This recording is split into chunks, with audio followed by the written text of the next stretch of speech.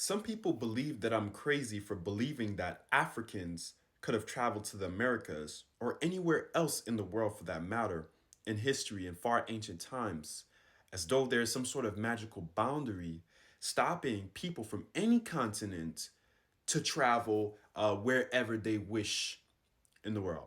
But I want to tell you guys one thing right now. The sea does not separate us. If anything, it closes the distance. It makes a shorter distance between continent A and continent B on our planet. Oh, and let's not forget, our ancient ancestors was formidable calculating distances. And I don't just mean from on a flat 2D plane, but they knew the curvature of the earth. Okay? Why do you guys think that we find all of these sacred numbers repeatedly amongst the ancient texts of our ancestors? Want to see some examples? In Revelations 21:15, it is stated, an angel who spoke with the prophet John, right? John said, an angel measured the city with a rod of gold. Okay? The city was laid out like a square, as long as it is wide. So the length and the width was equal. That's what that means. He measured the city with the rod and found it to be 12,000 stadia in length. And again, the width was the same. You multiply 12,000 by 12,000, you get 144,000, right? 144. You'll see that number a lot. A lot of you guys don't know, but there's 1,440 minutes in the day. If you guys don't believe me, you can search that one up. Moving forward, in the Mayan calendar, we have 144,000 days, making up 20 cartoons. This is in their calendar. You can search this up. Not to mention 72 years, right, makes up 1 degree shift in Earth's precessional equinox. In other words, the Earth slowly tilting, and the poles star shifting, right, and going into the different constellations. Every 25,920 years completes one cycle. Every 72 years in that cycle equals 1 degree. This is what we call the mandala here, family. Okay, see how we got DNA, that it's information. It tells your body, hey, process this at that time. Send out this hormone at that time when you need it, so you could be pumped in the day. You get what I'm saying? That's what we call the mandala, the DNA, the communication. That's like taking off a layer, right, of the universe, and being able to see the codes behind it, right? The codes behind the program. This is what that is. Moving forward, if you measure the height of the Great Pyramid by 43,200, another sacred number. You guys listen to 432 hertz, right? Why you guys think that's a sacred number, a sacred frequency? Well, again, if you measure the height of the Great Pyramid by 43,200, you get the polar radius of the Earth. And remember, the Earth is not flat. So for them to do that in a location, in just one small location on the Earth, for them, remember, the Earth is curved. For them to be able to get that measurement and incorporate it in such a ginormous monument with blocks and stones that weigh at least a ton, right? Moving it from miles in distance. For them to have done that, they would have had to been advanced. They would have had to have knowledge that more modern historians don't accredit them to have.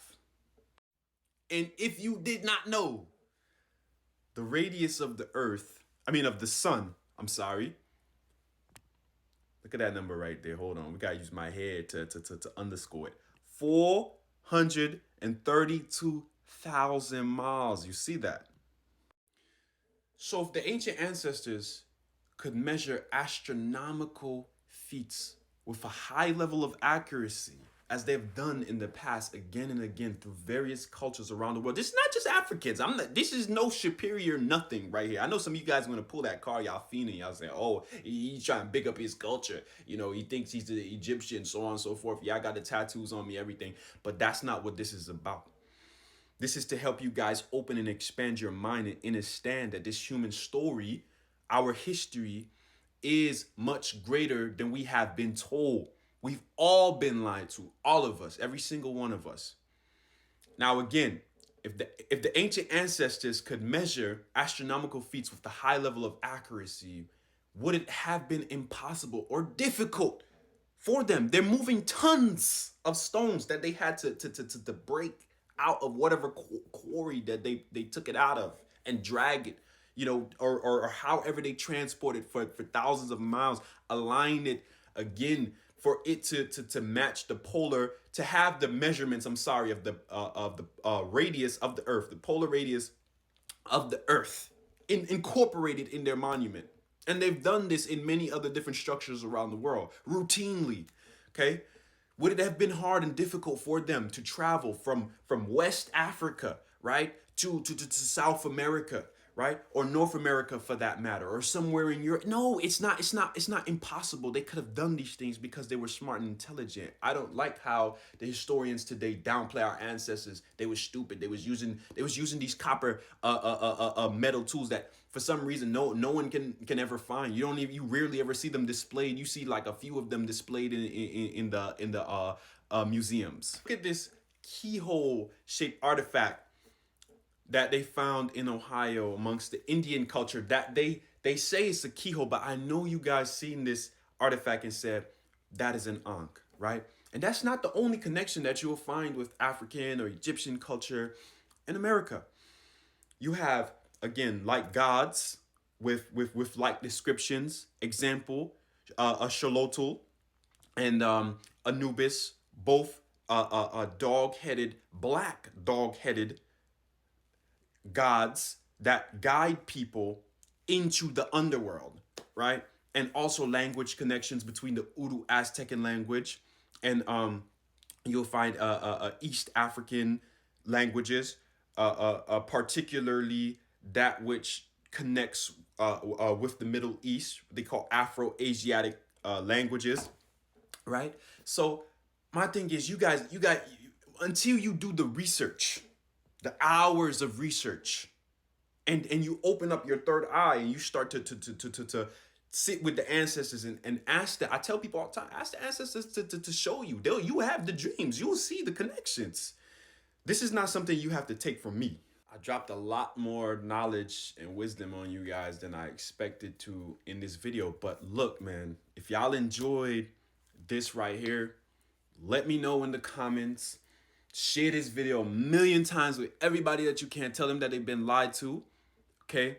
And next we can talk about something pretty calm and chill, like the underground civilizations you never heard of. And I say calm and chill because it goes further down the rabbit hole, okay? The truth of our history is I know it's stranger than fiction, you know, but it's the truth.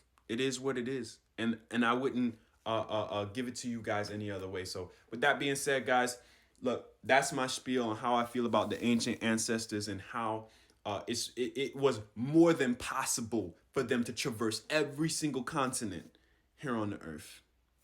That's it.